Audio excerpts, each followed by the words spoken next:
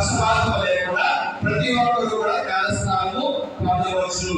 ఈ జ్ఞానస్నానం గురించి ఒకనొక సందర్భంలో పౌలు గారికి పేతురు గారికి ఒక సంభాషణ కూర్చొని మాట్లాడుకున్నారు.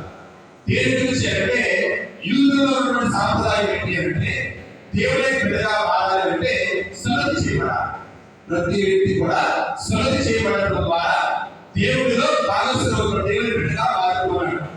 అందువల్లనే ప్రతి బిడ్డ కూడా సున్నతి చేయబడాలి. సున్నతి చేయబడినప్పుడు మాత్రమే ఆ వ్యక్తి దేవుడి బిడ్డగా మారుతాడు. ఇది వీరిలో ఉన్నటువంటి సాంప్రదాయం. ఇప్పుడు ఆ విధంగా సున్నతి చేయబడిన వాడు మాత్రమే దేవుడి బిడ్డ అని చెప్పి పేతురు గారు వాదిస్తుంటే కాదు, మీరు పెదవులతో క్రీస్తుని దేవుడై హృదయంలో ఆ ప్రభుని కలిగి జీవించిన ప్రతి వ్యక్తి కూడా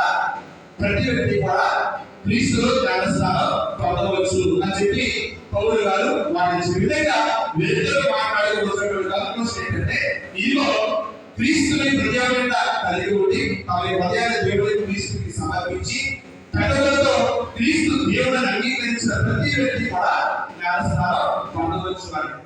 అంటే ఇక్కడ పేతురు గారు చేసినటువంటి ప్రసంగం ఏమంటారంటే జాతి మతం భేదం లేకుండా యూదులని కానీ అన్యులని కానీ క్రైస్తవులని కాకుండా ప్రతి ఒక్కరు కూడా క్రీస్తుని ఎవరైతే పరిపూర్ణంగా అంగీకరిస్తారో వారు క్రీస్తులో జ్ఞానస్నానం పొందవచ్చు అని చెప్పేసి దృఢత్వం ద్వారా ఈరోజు మనకి పౌలు గారు స్పష్టం చేసుకున్నారు. అపోస్తలుల కార్యం ద్వారా లోకాలకి స్పష్టం చేసుకున్నారు సహోదరి సహోదరుల.